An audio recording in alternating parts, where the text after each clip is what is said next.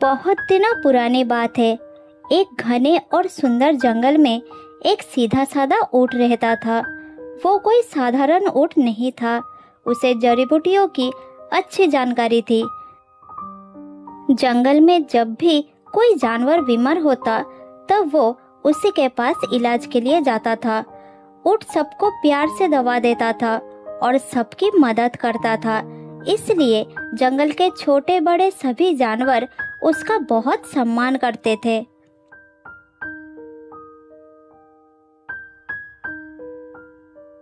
जंगल का राजा शेर सिंह भी ऊँट पर बहुत भरोसा करता था। एक दिन शेर सिंह बहुत परेशानी में थे। उनके पूरे शरीर में भयानक खुजली हो रही थी। वो पेड़ों से पीठ रगड़ते, जमीन पर लेटते, लेकिन आराम नहीं मिल रहा था। शेर सिंह बहुत शर्मिंदा भी थे, क्योंकि राजा होकर ऐसी समस्या होना उन्हें अच्छा नहीं लग रहा था। फिर शेर सिंह ने ऊँट को चोरी छुपे अपनी गुफा में बुलाया।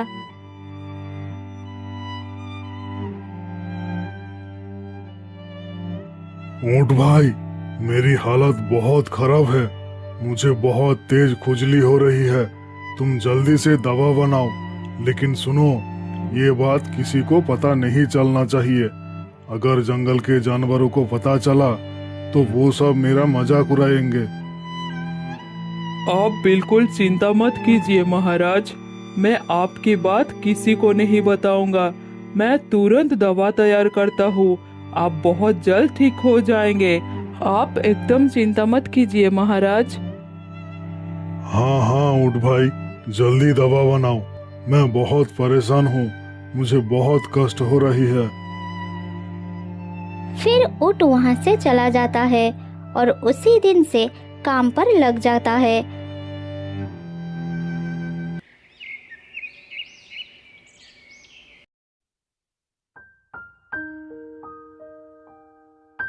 ऊँट सुबह सुबह जंगल के दूर इलाकों में जाता है और खास जड़ी बूटियां ढूंढकर लाता है।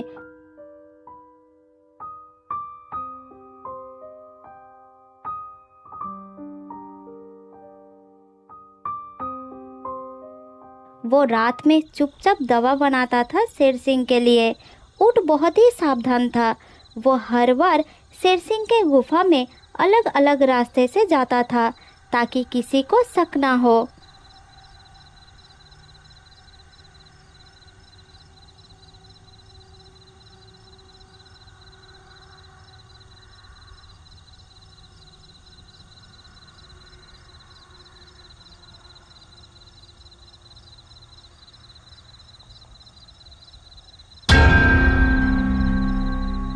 मगर उस जंगल में एक चालाक लोमड़ी रहती थी। उसे चोरी छुपे दूसरों की बातें जानने और फैलाने की आदत थी। उसे लगता था कि जंगल के जानवरों को नए नए खबर सुनाकर वो सबकी नज़रों में खास बन जाएगी।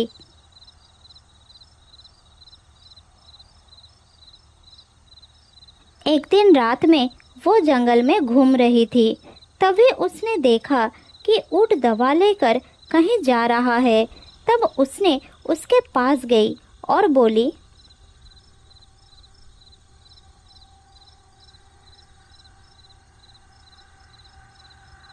अरे ऊँट भाई, इतनी रात में दवा लेकर कहाँ जा रहे हो? क्या बात है? क्या कोई बीमार है? मुझे भी ले चलो तुम्हारे साथ। अरे नाना लोमड़ी बहन, ऐसी कोई बात नहीं। मैं ऐसे ही जंगल में घूम रहा हूँ। मैं वैद्य हूँ ना, अगर किसी को दवाई की जरूरत होंगे तो दे दूंगा। तुम अपना घर जाओ, मैं भी थोड़ी देर बाद चला जाऊंगा, ठीक है?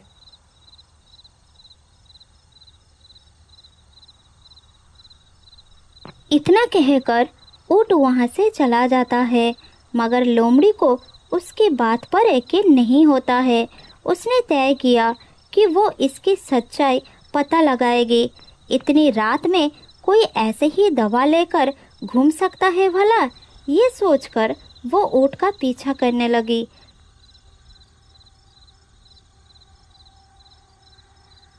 कुछ दूर जाने के बाद उसने देखा कि ऊँट शेर सिंह के गुफा के सामने जाकर रुक गया है। शेर सिंह गुफा के बाहर खड़े थे। फिर लोमड़ी एक पेड़ के पीछे छुप जाती है और उनके बातें सुनने लगती है। अरे ऊँट भाई, ये दवा काम तो करेगी ना? ये खुजली मुझे बहुत परेशान कर रही है। मैं जल्द से जल्द ठीक होना चाहता हूँ। आप बहुत जल्द ठीक हो जाएंगे महाराज, आप बिल्कुल चिंता मत कीजिए। अच्छा सुनो, मेरी इस खुजली के बीमारी के बारे में किसी को पता तो नहीं चला? नहीं महाराज, किसी को पता नहीं है। मैं बहुत सावधानी से आपके पास आता हूँ।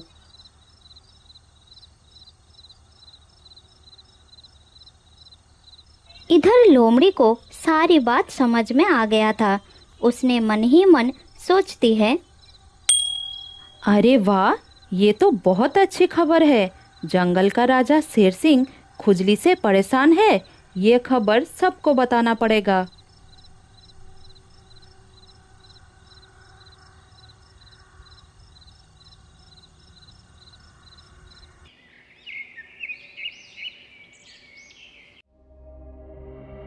लोमड़ी ने अगले ही दिन ये बात अपने कुछ दोस्तों को बता दी और बात धीरे धीरे पूरे जंगल में फैल गई और घूमते घूमते एक दिन शेर सिंह तक पहुंच गई। फिर शेर सिंह को बहुत गुस्सा आया और उसने ऊँट को अपने पास बुलाया।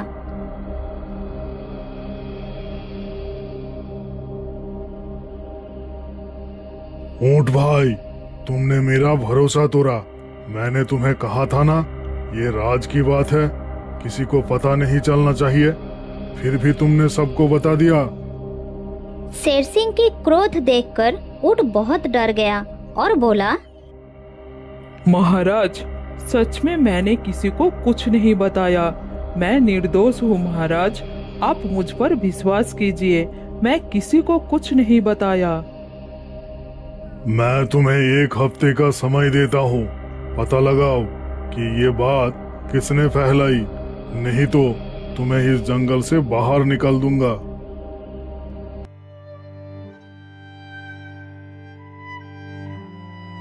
शेर सिंह की बात सुनकर ऊँट बहुत दुखी हुआ। कई जानवरों ने उससे दूरी बना ली, क्योंकि वो सब सोचने लगे कि शायद उसी ने बात फैलाई होगी। ये देखकर ऊँट का दिल टूट गया। तभी उसके दिमाग में एक योजना आई। वो अपने दोस्त उल्लू के पास गया। उल्लू बहुत ही बुद्धिमान था।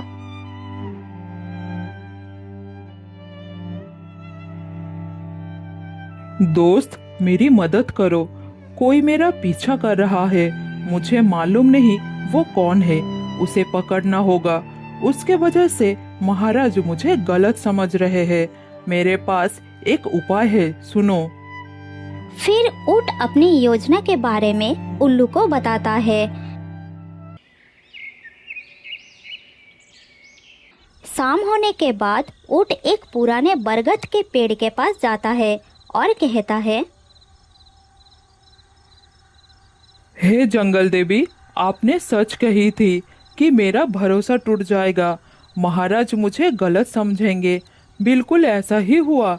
मैं बहुत मुसीबत में हूँ देवी, कृपया मुझे रास्ता दिखाओ। तभी पेड़ के ऊपर से एक रहस्यमयी आवाज आई, घबराओ मत ऊँट, शेर सिंह अब कुछ ही दिनों का मेहमान है।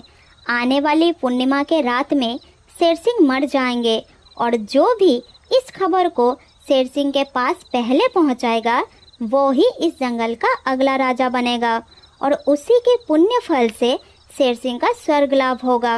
अब तुम जल्दी जाओ और शेर सिंह को ये खबर सुनाओ।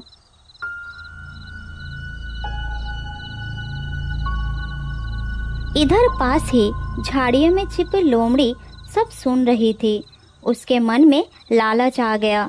उसने सोचा, अगर सच में राजा मर गए तो मैं ही इस जंगल को शासन करूंगी। मुझे सबसे पहले उनके पास जाना होगा।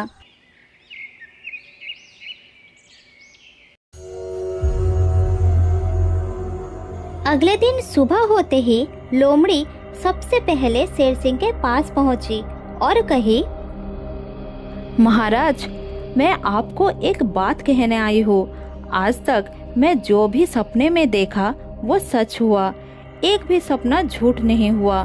मैं कल रात आपको लेकर भी एक सपना देखा, क्या आप सुनना चाहेंगे? हाँ हाँ, जरूर सुनूंगा। बताओ, तुम मुझे लेकर क्या सपना देखा?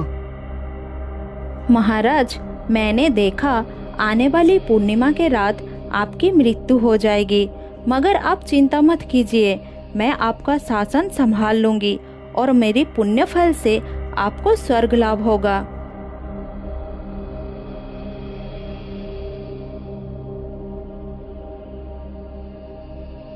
ये कहकर लोमड़ी वहां से चली गई और पूरे जंगल में इस बात को फैला दी। उधर शेर सिंह लोमड़ी की बात सुनकर बहुत डर गए। शेर सिंह के साथ साथ पूरा जंगल घबरा गया। कुछ जानवर बहुत दुखी थे तो कुछ जानवर भविष्य की चिंता में थे। इस तरह कुछ दिन बीत गए।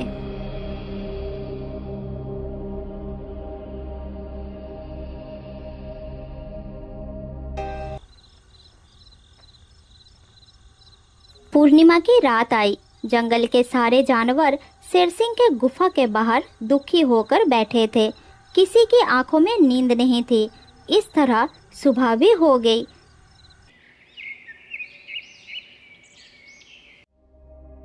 फिर शेर सिंह धीरे धीरे गुफा से बाहर निकले। वो पूरी तरह स्वस्थ थे। उनकी खुजली भी काफी कम हो चुकी थी। वो बहुत गुस्से में थे। लोमड़ी, तुमने कहा था ना कि पूर्णिमा के रात मैं मर जाऊंगा, मगर मुझे तो कुछ नहीं हुआ। तुमने मेरे साथ ये गंदा मजाक क्यों किया? इसकी सजा तो मैं तुम्हें जरूर दूंगा। दया कीजिए महाराज, मेरा कोई दोष नहीं है। ये बात ऊंट ने जादुई पेड़ से सुना था। मैं तो बस चुपके से सुनकर आपको कह दी थी। मेरा कोई दोष नहीं है। अब सजा देना चाहते हैं तो उस ऊंट को दीजिए। सैनिकों, जल्दी जाओ और उस ऊंट को मेरे पास लाओ। शेर सिंह की बात सुनकर दो सैनिक ऊंट को बुलाकर लाते हैं। सारी बात सुनकर ऊंट शेर सिंह को कहता है, महाराज, कोई जादुई पेड़ नहीं था, वो मेरी एक योजना थी। मैंने उल्लू से वो आवाज निकलवाई थी। मैं जानता था जिसने आपका राज फैलाया है वही इस बात को भी फैलाएगा, क्योंकि वो हर वक्त मेरा पीछा कर रहा था। और जब लोमड़ी ने आपके मरने की बात फैलाई तब मुझे पक्का यकीन हो गया था कि वही असली दोषी है। अब शेर सिंह को सच्चाई पता चल चुका था। जंगल के जानवरों को भी समझ आ गया कि ऊंट निर्दोष था। फिर शेर सिंह ने लोमड़ी से कहता है, लोमड़ी, तुमने मेरा राज पूरे जंगल में फैलाई और झूठी बातें भी फैलाई। ये तुमने बहुत गलत किया है। इसलिए मैं तुम्हें आज के बाद मेरे जंगल में रहने की अनुमति नहीं दूंगा। तुम्हें अभी इसी वक्त इस जंगल को छोड़कर जाना होगा। लोमड़ी बहुत ही शर्मिंदा हो गई। वो सर झुकाकर जंगल छोड़कर चली गई। जाते जाते उसने सोचा कि अगर लालच ना की होती और चुप रहती तो आज उसे ये दिन ना देखना पड़ता।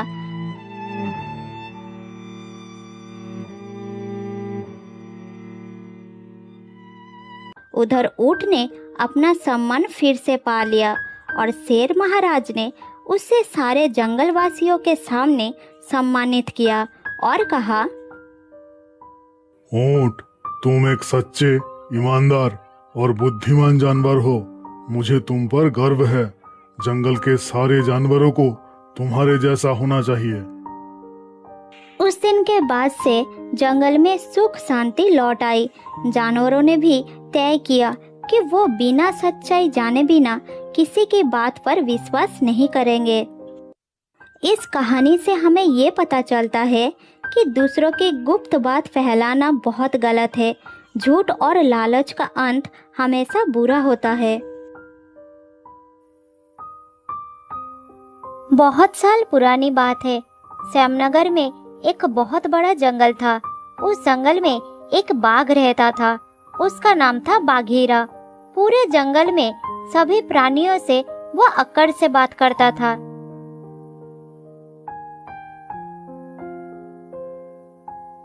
जंगल के सभी छोटे मोटे प्राणी बाघीरा का बहुत ही सम्मान करते थे और उससे डरते भी थे। यहाँ तक कि जंगल का राजा शेर सिंह भी बाघीरा से कुछ बोल नहीं पाता था, क्योंकि बाघीरा उम्र में शेर सिंह से भी बड़े थे।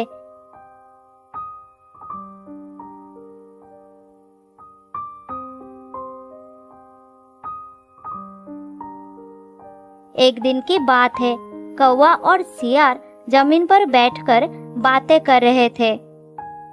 सियार भाई, आज तो जंगल का मौसम बड़ा ही सुहाना है। हाँ हाँ, मुझे भी लगता है।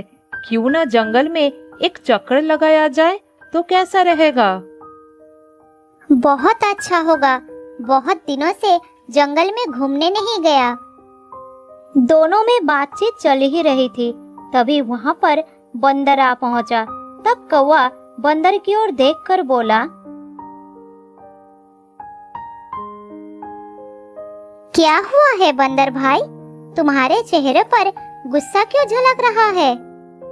कौवे की बात सुनकर बंदर गुस्से से उसे जवाब दिया, बाघीरा अपने आप को समझते क्या है? उम्र में वो मुझसे बड़े हैं, इसका मतलब ये नहीं कि उनके जो मन में आएगा वो बोलेंगे। आखिर बात क्या है बंदर भैया, जो तुम बाघीरा दादा को ऐसे बोल रहे हो?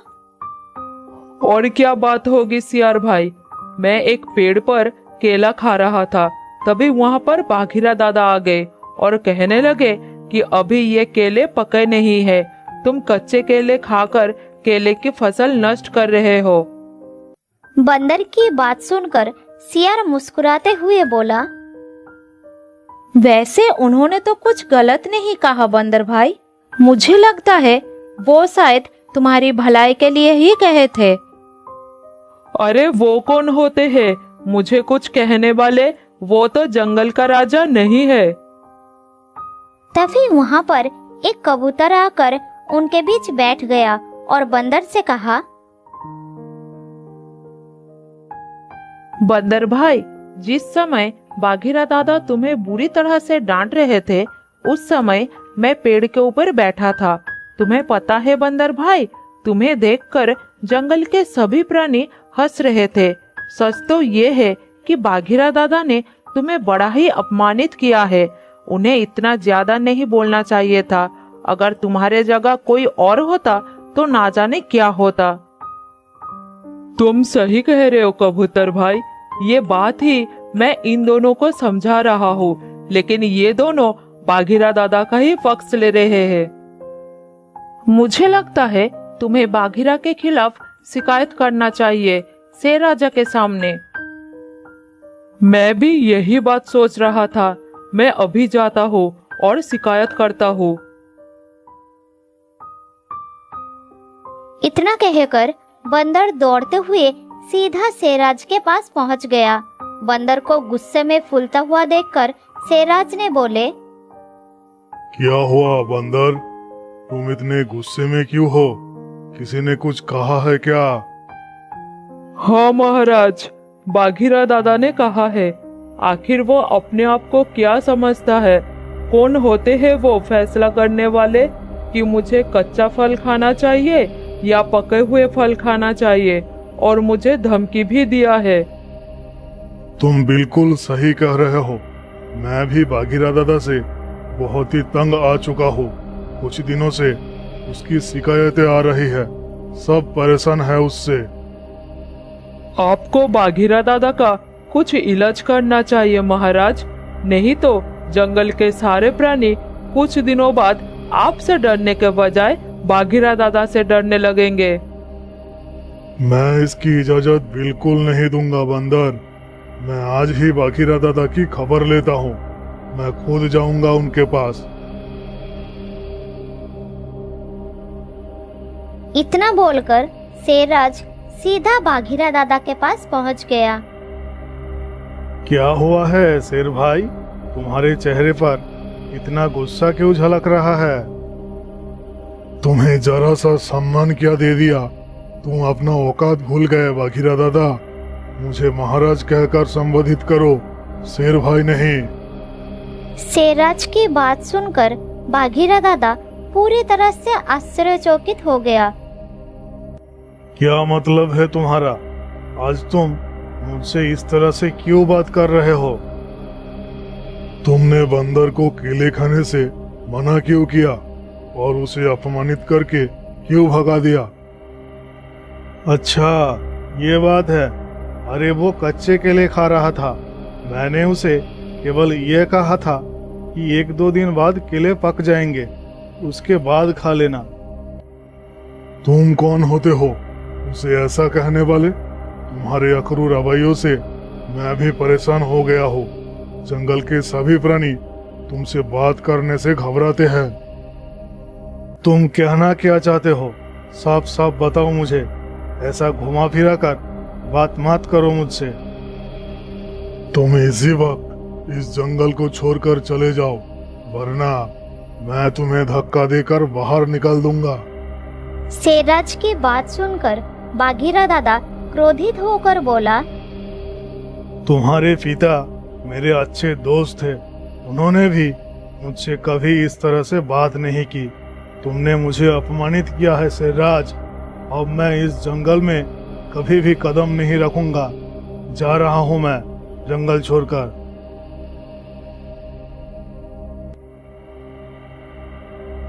इतना बोलकर बाघीरा दादा चुपचाप जंगल छोड़कर चला गया।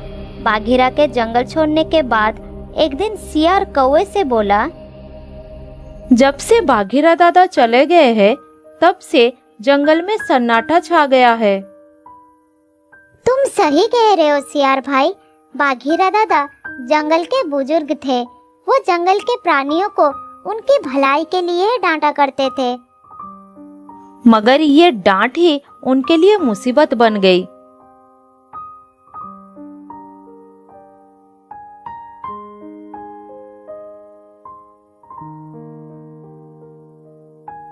इस तरह दिन गुजरने लगा। एक दिन शेरराज गुफा में आराम कर रहा था।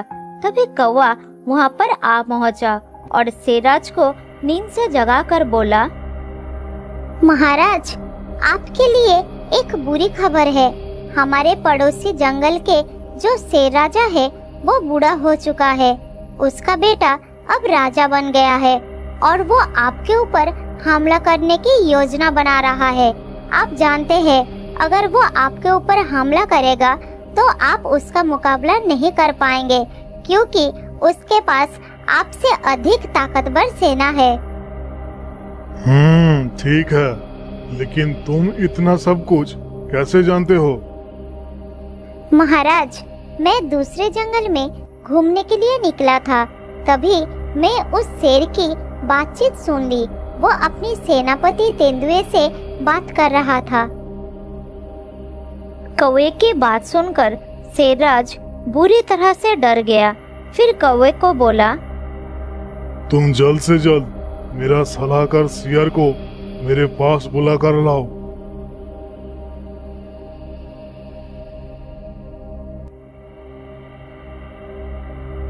फिर कौवा वहां से उड़कर चला गया और कुछ ही देर में सियार को बुलाकर लाया।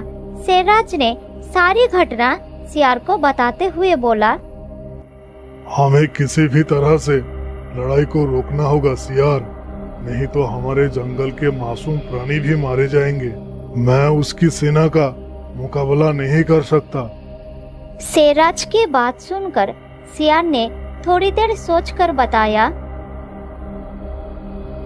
महाराज, जहाँ तक मैं जानता हूँ, बाघीरा दादा की दोस्ती दूसरे जंगल के शेर राजा के बूढ़े पिता के साथ है।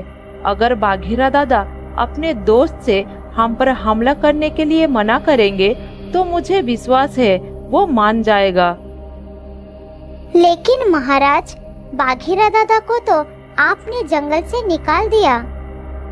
कौवे की बात सुनकर शेरराज कुछ देर सोचकर बताया, मुझे भी इस बात का बहुत अफसोस है सियार।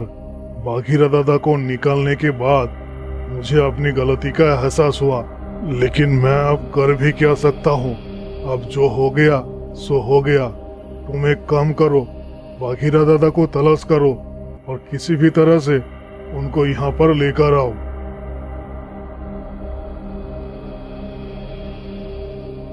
शेरराज की बात सुनकर सियार और कौवा बाघीरा दादा को तलाश करने के लिए निकल गए। तलाश करते करते दोनों दूसरे जंगल में पहुंच गए। थोड़ी दूर जाने के बाद दोनों ने देखा एक गुफा के सामने बाघीरा दादा बैठे हैं। फिर दोनों ने उनके पास गए। बाघीरा दादा दोनों को एक साथ देखकर बोला, तुम दोनों यहाँ पर क्या कर रहे हो? ये दूसरा जंगल है, चले जाओ यहाँ से, नहीं तो पकड़े जाओगे। फिर सियार ने बाघीरा दादा को सारी घटना बताते हुए बोला, हमारी मदद कीजिए बाघीरा दादा, नहीं तो जंगल के बहुत प्राणी मारे जाएंगे। नहीं सियार भाई, जंगल के राजा ने मुझे अपमानित करके निकाल दिया। मैं अब कभी भी उस जंगल में नहीं जाऊंगा और ना ही उसकी मदद करूंगा। तुम दोनों चले जाओ मेरे सामने से। बाघीरा दादा, आप जंगल के बुजुर्ग हैं और महाराज आपके सामने बच्चे हैं और बच्चे से गलतियां हो ही जाती है। बड़ों का फर्ज है उनको माफ करना। अगर आप उनकी मदद नहीं करेंगे तो दूसरे जंगल का राजा उन पर हमला कर देगा। बहुत सारा प्राणी मारे जाएंगे, जंगल में खून खराबा होगा। आप इस लड़ाई को रोक सकते हैं। तुम्हारी बात सही है, लेकिन जिसने गलती की उसको स्वयं आकर मेरे सामने मदद मांगना होगा और माफी भी मांगना होगा, फिर मैं कुछ करूंगा। सियार और कौवा दोनों समझ गए कि बाघीरा दादा क्या कहना चाहते हैं। फिर दोनों ने शेरराज के पास पहुंच गए और सारी घटना बताते हुए बोले, महाराज, बाघीरा दादा चाहते हैं कि आप स्वयं जाकर उनसे मदद मांगे और माफी भी, फिर वो कुछ कर सकते हैं। आपके जाने के बाद ही वो कुछ सोचेंगे। मैं उनसे माफी मांगने के लिए तैयार हूँ। कहाँ है वो? ले चलो मुझे उनके पास।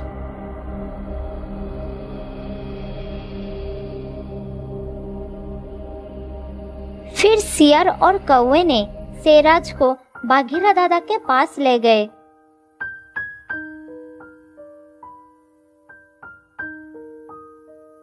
मुझे माफ कर दो बाघीरा दादा, मैंने आपके साथ बहुत गलत किया, मुझे माफ कर दो। तुम्हारे पिता मेरे अच्छे दोस्त थे, इसलिए मैं तुम्हें माफ कर रहा हूँ। परंतु तुम्हें एक बात समझनी चाहिए, मैं जंगल के प्राणियों को अगर डांटता हूँ तो उसकी भलाई के लिए ही डांटता हूँ। अगर उस समय बंदर कच्चे केले खा लेता तो उसका तबीयत बिगड़ सकता था। मैंने उसकी भलाई के लिए ही उसे मना किया था, ना कि अपने आप को राजा समझकर।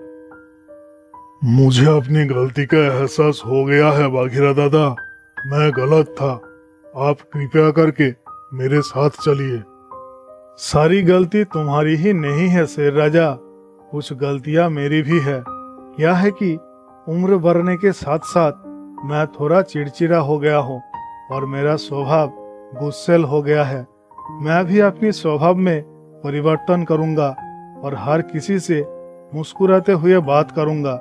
ठीक है, अब तुम सब वापस चलो, मैं दूसरे जंगल के शेरराज के पिता से बात करके देखता हूँ।